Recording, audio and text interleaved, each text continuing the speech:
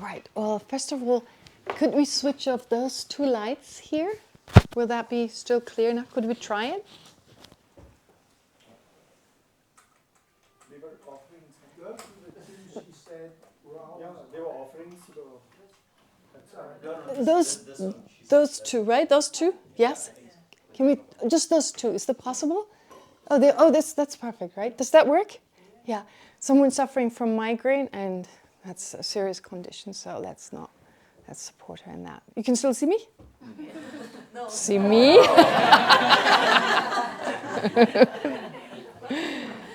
Okay.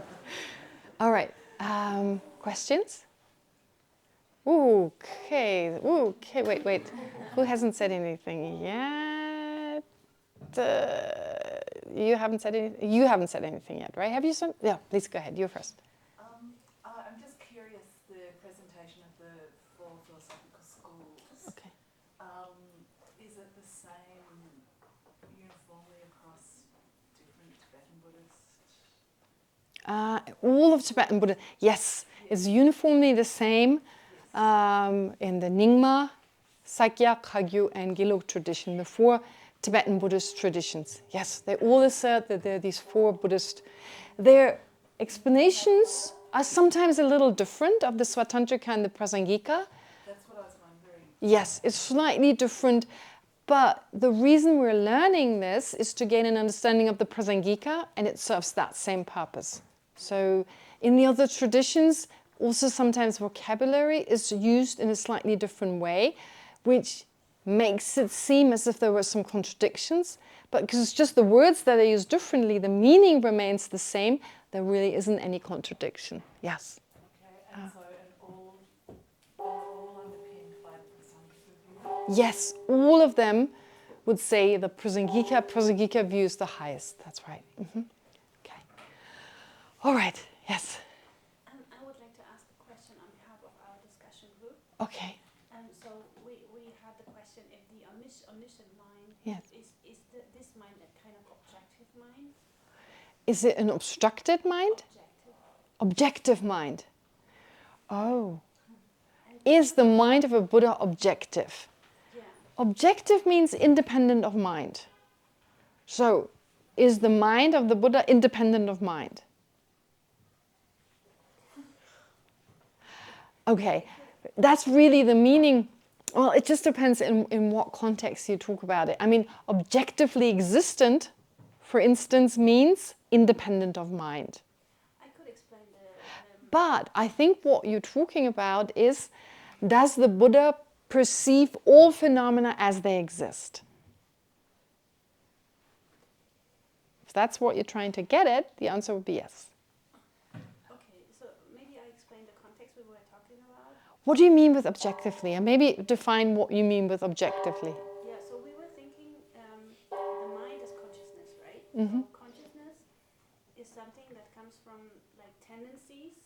Yes, okay. Like karmic experiences. Yes, tendencies. very good. So An ordinary consciousness like ours, exactly. yeah, Mm-hmm. that's how consciousness arises. Yes. And so these karmic tendencies, they're very, very different from person to person, very individual. Yes, very so true. That's why we thought, okay, the mind, every mind is very subjective to what we perceive. Right. Oh, in that way, subjective. Okay, I see. So every individual's mind is different from each other when we talk about ordinary minds, because we have different tendencies, we have different predispositions, which is another way of saying different imprints. Now, what about a Buddha's mind? A Buddha's mind doesn't have these imprints. A Buddha's mind is purified from karmic tendencies, karmic imprints.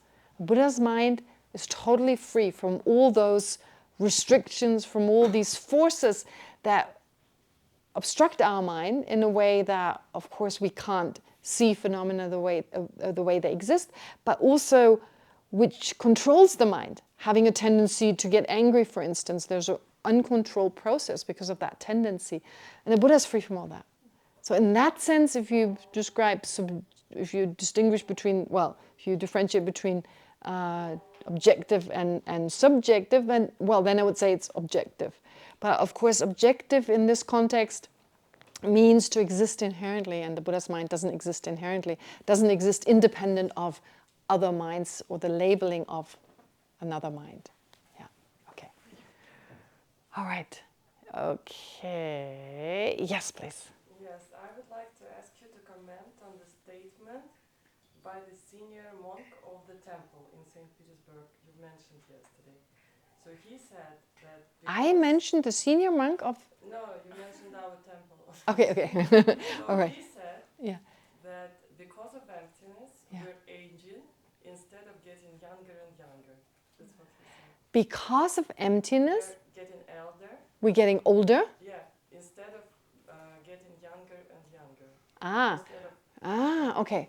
So because of emptiness, we get older instead of younger. Oh, emptiness. If it wasn't for emptiness, I would move towards my birth instead of moving towards my death. Okay. All right. Okay, so because of emptiness, that's interesting. So where is he coming from? Now, I'm challenging you. Because of emptiness, emptiness, of course, is explained together with dependent arising. So why do we age? Which of the dependents is responsible for aging? Dependence on causes and conditions, dependence on parts, or dependence on designation? Which one would you think is... Very good. Causes and conditions. So because phenomena lack inherent existence, they can depend on causes and conditions. And our causes and conditions we experience right now causing our aging or our getting younger? Causing our aging, unfortunately. Right? Unfortunately, right? So therefore, because we're dependent, phenomena lack inherent existence, which therefore allows for causes and conditions to do their thing. And unfortunately, the thing they do is that the cause that gives rise to our birth also gives rise to our death. And in that process between birth and death, we move closer towards our death. Wouldn't it be nice if we stayed the same, like 16 years, and then we died after 80 years? That would be nice, right? In some of the celestial realms, that's what happens, actually. You remain the same until you die. You've got a few days where you start getting smelly and old and stuff, but it's only a few days. It's not like... If you live until 80, you're old most of your life, kind of, right? Okay, no one would say they're old when they're 60, but if you're 24, you would say someone who's 40 is old. And then you're old most of your life, right? So anyway, I'm kidding about this old and young, but the point is that, yes, exactly. It's about, our existence, of course, it's not just because of birth and aging. Of course, it's also the causes that gave rise to our existence as a contaminated being, a samsaric being. Because of our afflictive emotions, we experience uncontrolled birth, aging, sickness, and death. So really the causes that give rise to samsara, our samsaric existence, they are responsible for our aging. And if phenomena didn't lack inherent existence, we couldn't depend on causes and conditions. We wouldn't depend on anything. So it makes perfect sense what the head Lama at St. Petersburg said. Yes. Right? Okay. I'm still... You were pretty much equal, so... It's you, Ram. Okay. So... you just had a question, so that's why, before. So my question is, I'm just trying to understand this better. Yep. Mm-hmm. There is something called mutual dependence. Mutual dependence. Mm-hmm. Yeah. Liberation is only possible because of ignorance. That's where you're getting it. There can only be happiness if there's suffering. Liberation is only possible if there's samsara. So nirvana is only possible because of samsara. So in a way, full engagement to life is only possible if when there's there death. is total detachment in a way. Full engagement, so attachment well, let's put it that way. Attachment to life is only possible if there's detachment to life. Is that what you're saying?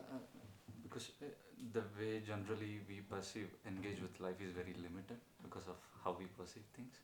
Okay. So And when the emptiness, the total detachment sort of, we only fully engage when we fully are engaged. fully engaged and completely. You're not fully engaged? Uh, What is missing? just fully engaged in the sense, not in this way. I'm not able to see completely. It's just, Okay. but So in terms of understanding things the way they exist, on the basis of that, acting on the basis of an understanding of how phenomena really exist, is that what you mean with fully engaged? full of, we are not full of life. Full of life can only happen when we can only realize ultimate reality with the relative reality. We can't ignore the relative reality. So I've never heard of. I mean, and where either you have life or you don't have life. But fully life, is there like fully alive versus less alive? Maybe I'm using the wrong words to convey what I really want to convey. Okay. I'm not able to. So Try again. Sure. Total engagement to a thing, to completely be present with you. Okay, to be totally present. Okay, yeah. Not present, the presence. So can only be possible. Okay. When there is no. Ignorance, when there's no misperception. A total understanding of emptiness per se. Otherwise, as long as we don't understand this thing, we are not engaged. We know. Okay, let's agree that's the case. You can only fully live if there's a total understanding of reality. Okay, so that's. Okay, what's the question? I'm asking, is it so? I understood like that because without understanding emptiness, we are not fully engaged. We are not seeing things clearly. Okay, we don't see things clearly for what they are. We're very much controlled by our misperception. Okay, but what does that have to do with mutual dependence? Because that was your original question. That thing is dependent upon this, the realization of emptiness. So you're saying ignorance is dependent on wisdom. Yes. So without wisdom, or without ignorance, there can't be any wisdom. No. Okay. He's saying without ignorance, there can't be any wisdom. So without relative reality, there is no ultimate reality. That's true. Without relative reality, well, there is no ultimate reality anyway. There's no ultimate reality. Without relative, everything exists relatively. Yeah. Unless you're talking about ultimate truth, like ultimate reality. If you mean like ultimate truth versus yes. Relative truth, we can't see. There's ultimate truth. Yes, those two are dependent on each other.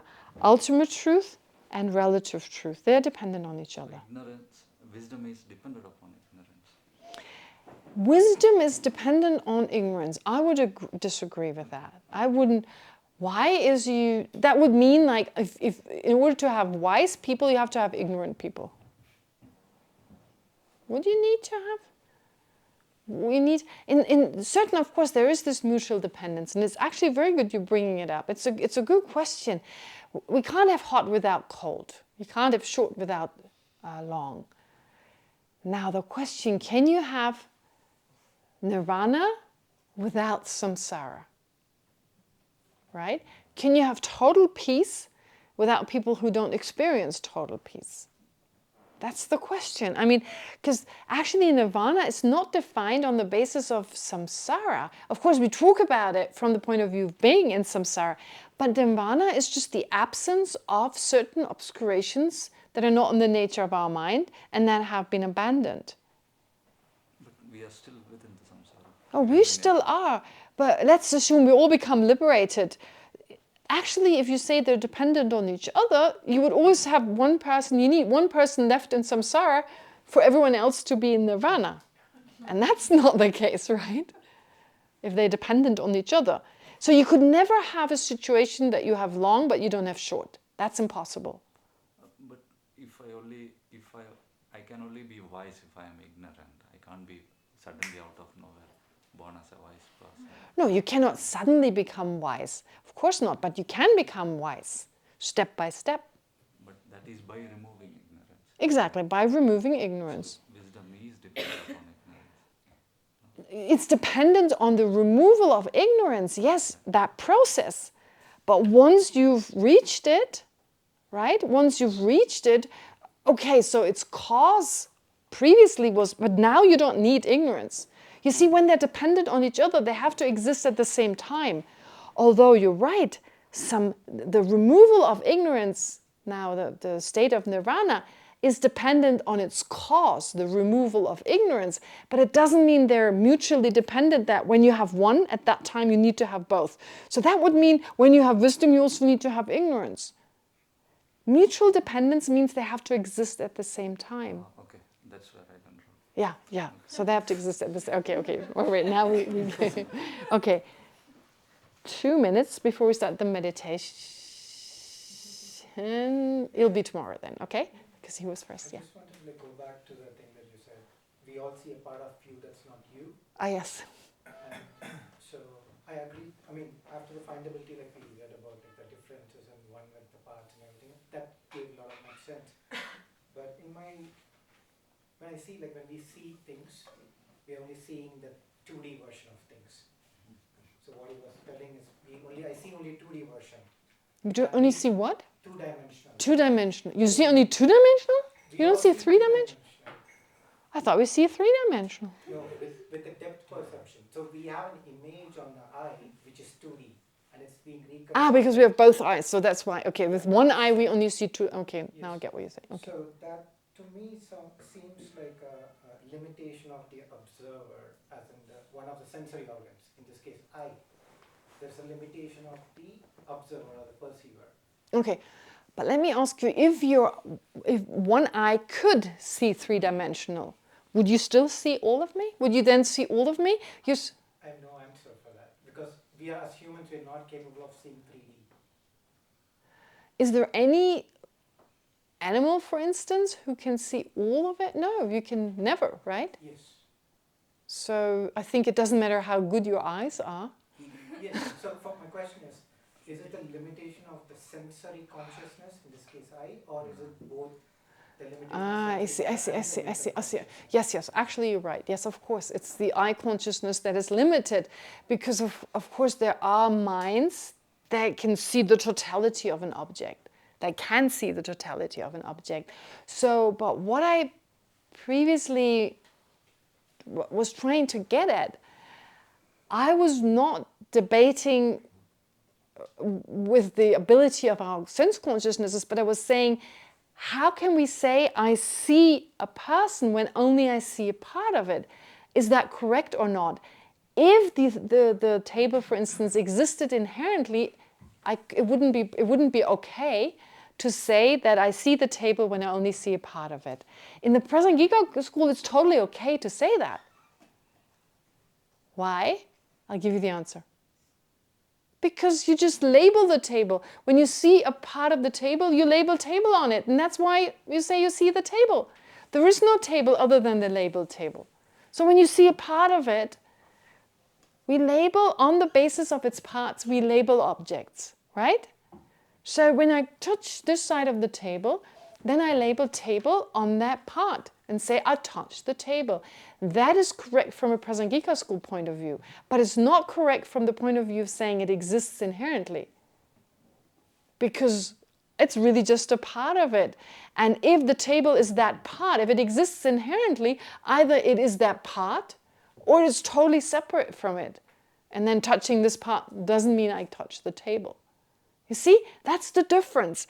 With inherent existence, it means that the table doesn't depend on phenomena other than itself. Therefore, it would no longer be correct to say I touch the table when I touch this, because either this part is the table, which is absurd to say that this part is the table, or I'm not touching the table, because the table would be something else. That's the whole argument. So it was based on the assumption that there is a tableness, which is just another way of saying that the table exists inherently, and then this absurdity arises. then the absurdity arises. It doesn't make sense, actually. But you just made this really good point. What's your name?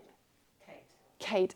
So Kate made a really good point in the break. You said that dependent arising, I get something out of it. That really touches me in a certain way. Everything else seems some kind of exercise in logic. That may be fun. I'm just kind of rewording it. That may be fun, but it doesn't really, it's just like a game, like these what are the brain teasers? It seems like a brain teaser, right? It's more. Yes, that's so true. That's so true. Initially, it seems like it's got nothing to do with me and my life. It's just fun. That's the step to bring it back that is relevant to you, that you go, wow, right? Make it relevant. And in what way? I'm trying, but of course it's really difficult to do so. Bring it back to the self that I'm so concerned about. We're mainly concerned about the self, and that doesn't exist the way it appears. So this is the tool to understanding that we can't really use it yet, right? It's totally normal. This is a totally normal process. And that's why dependent arising, in some cases, is more popular than emptiness. Emptiness is only popular as a brain teaser for some people. They just want to figure it out. But on a personal level, it's not as popular. So we need to give it time. It takes time. Yeah. All right? Okay. Ooh, now we've got only 15 minutes to meditate, so let's do it.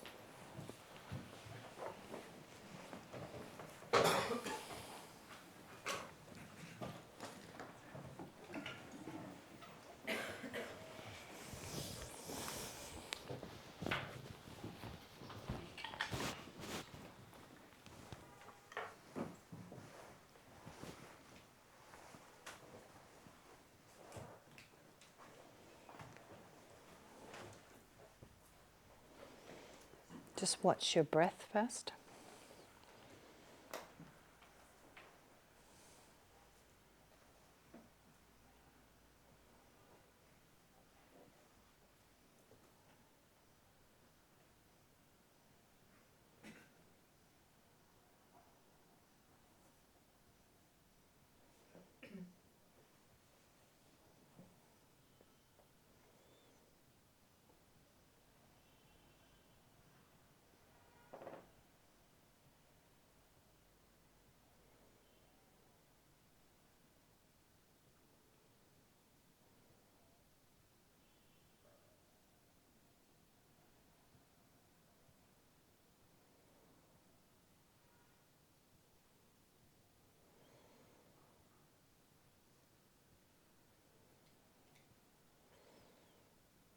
So once again, turn your attention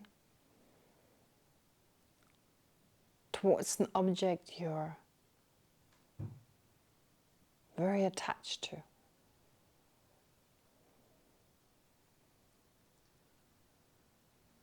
Only this time, it's not the I, but another person.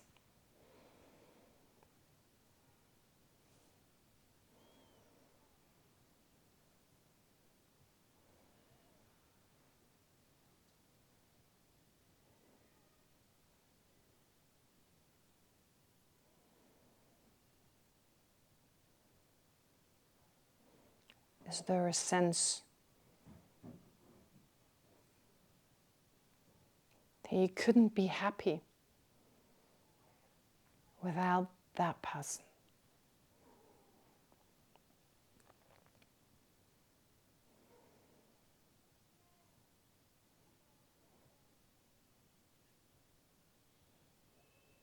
That their loss, their death would be unbearable.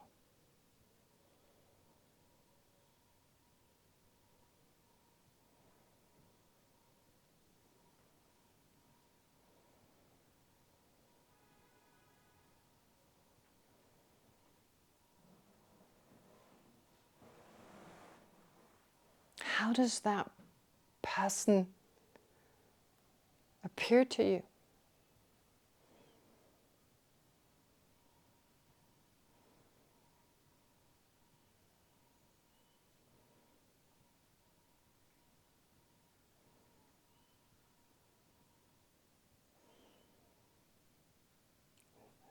Doesn't it seem as if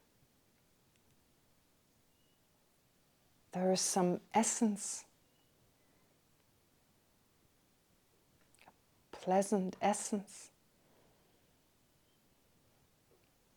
that is not the person's mind and not their body?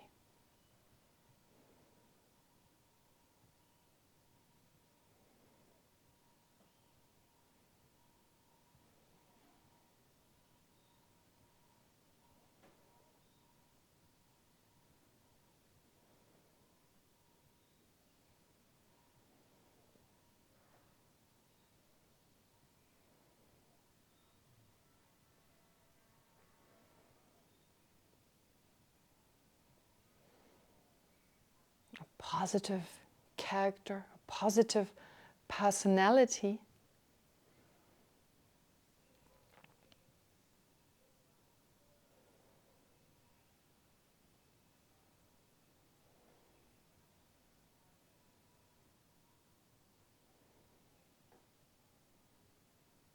that is not physical, and it's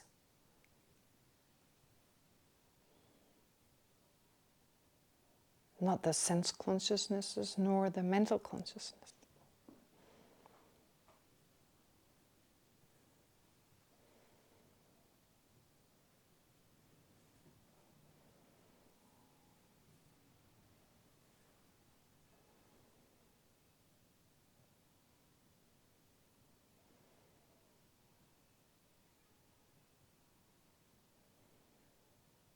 Something inherent in them.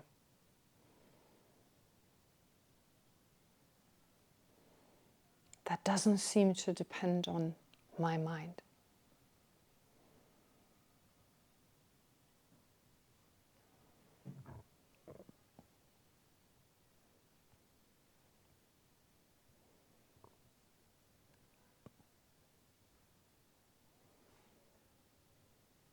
Well, if that really existed,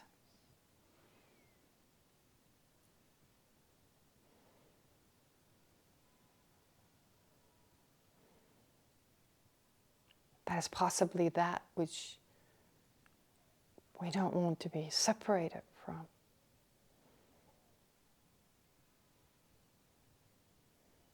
Where is that?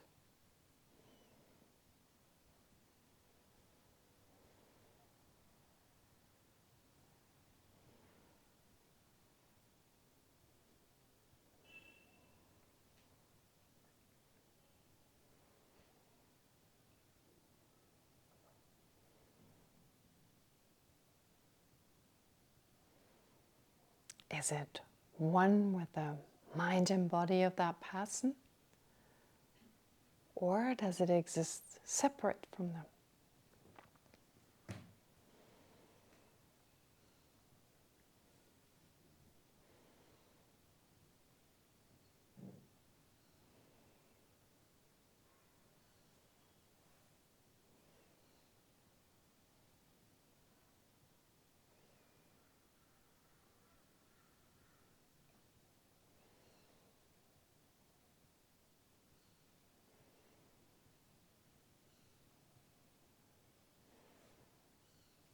If it were one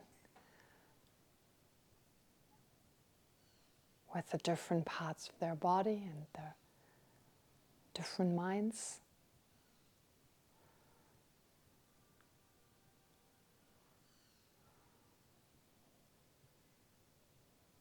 we'd end up with a multiple personality.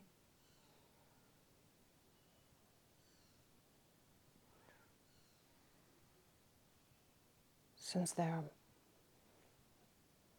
multiple minds and multiple parts of the body.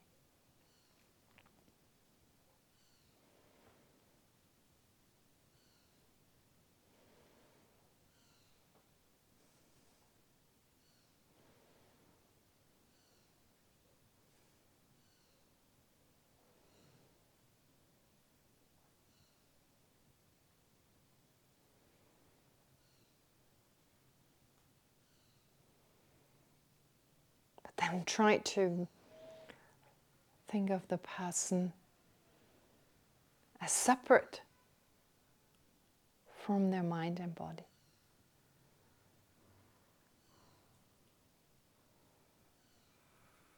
Could you remove the physical and mental aggregates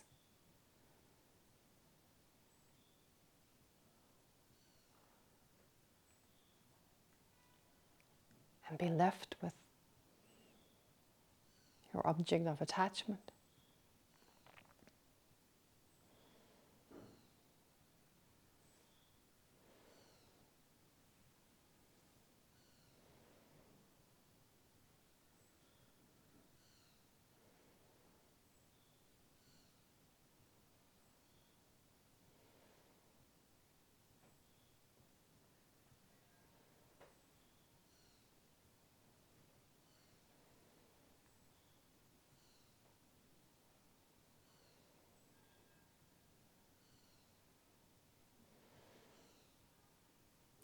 So can you get a sense that that which we're attached to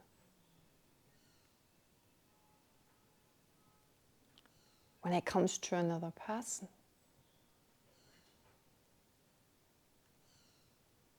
can actually not be found?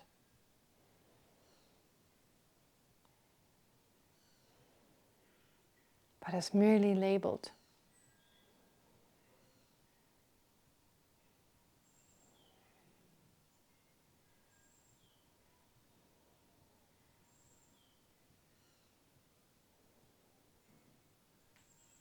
Just as, for instance, the value of a banknote, 500 rupee note, is labeled on that note.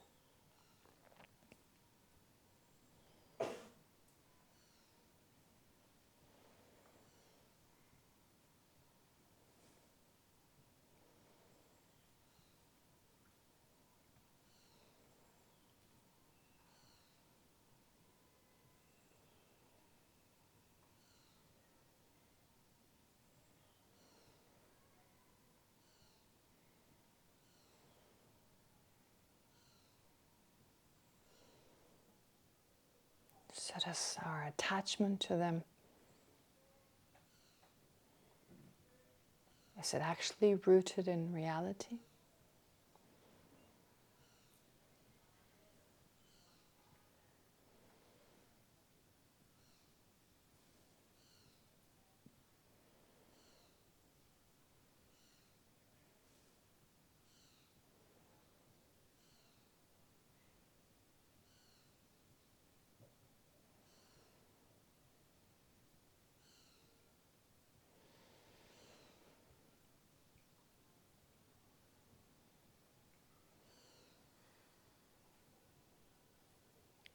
So now to conclude, whatever insight you've gained,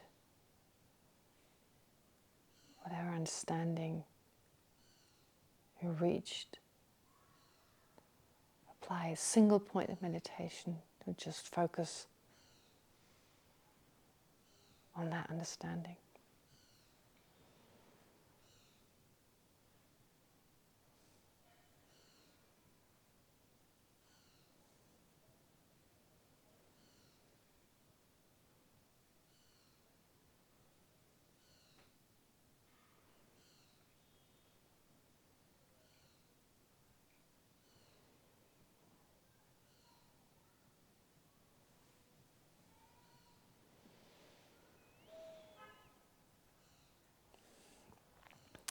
And then finally, let's dedicate all the positive potential we've created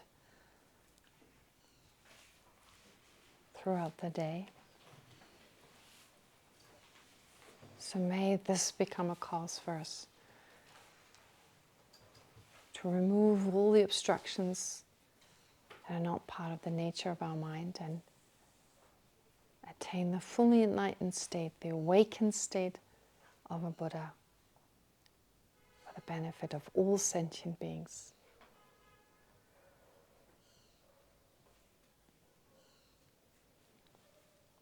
we be able, for that purpose, to generate the mind of enlightenment driven by great love and compassion,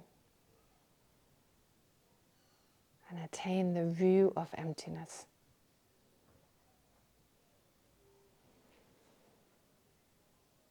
And until we accomplish that, until we accomplish enlightenment, may we always be guided by the great masters like His Holiness the Dalai Lama and all other realized beings.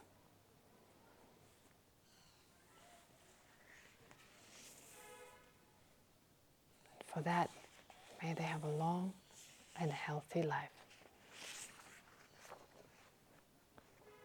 So with this in mind, let's recite the dedication prayers,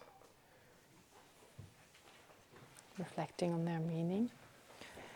May the precious Supreme Bodhicitta, not yet born, arise. May that arisen not decline, but increase more and more. May the precious view of emptiness, not yet born, arise. May that arisen not decline, but increase more and more. In the land encircled by snow mountains, you are the source of all happiness and good. All-powerful Chunrezig Tenzin Gyatso, please remain until samsara ends. Great, thank you very much. Please go for dinner. And I'll see you again tomorrow. Hope you have a good evening and good rest. Okay, bye. Sorry, Yes. confusion went back up again. That's okay. Sure. So